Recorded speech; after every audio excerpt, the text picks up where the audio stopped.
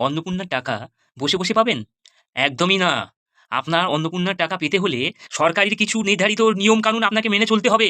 তবে আপনি অন্নপূর্ণার টাকা পাবেন। হ্যাঁ, রীতিমতো শুভেন্দু অধিকারী সম্পূর্ণ বৈঠকে এটা এখন পর্যন্ত ঘোষণা হয়নি। কিন্তু এটাই বাস্তব যে অন্নপূর্ণার ৳৩,০০০ পেতে হলে আপনি যে এলাকায় থাকেন, পঞ্চায়েত বা পৌরসভা অন্নপূর্ণা ভান্ডার পাচ্ছেন? এই অন্নপূর্ণা ভান্ডার আপনাকে দীর্ঘ টাইম পেতে গেলে তাহলে সরকারি কিছু নির্ধারিত নিয়মকানুন মেনেই আপনাকে চলতে হবে। যেমনটা উল্লেখ বলা যায়, প্রথমত আপনি যে অন্য যোজনার জন্য আমাদের কর্মক্রিয়ার মধ্যে যুক্ত হতে হবে, এটা কি করে হয়? আপনারা ভাবতে পারেন। এটা ভুলে যাবেন না। সরকার যে অন্নপূর্ণার টাকাটা আপনারা পাচ্ছেন, সরকার দিচ্ছে, সেই টাকাটা কিন্তু সাধারণ মানুষের ট্যাক্সের টাকা।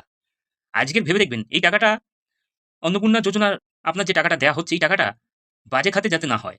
তার জন্য সরকার আপনাকে কিছু কর্মশিডিউল আপনার জন্য রেডি করবে, যেটার মাধ্যম দিয়ে সমাজ উন্নয়ন প্রকল্প শুভেন্দু অধিকারী তিনি কিন্তু প্রথমত এই ৳৩,০০০ বা ৳১,৫০০ এই যে ভাতাগুলো, এই ভাতাগুলো না দেওয়াই তার লক্ষ্য ছিল। কিন্তু কি করা যায়?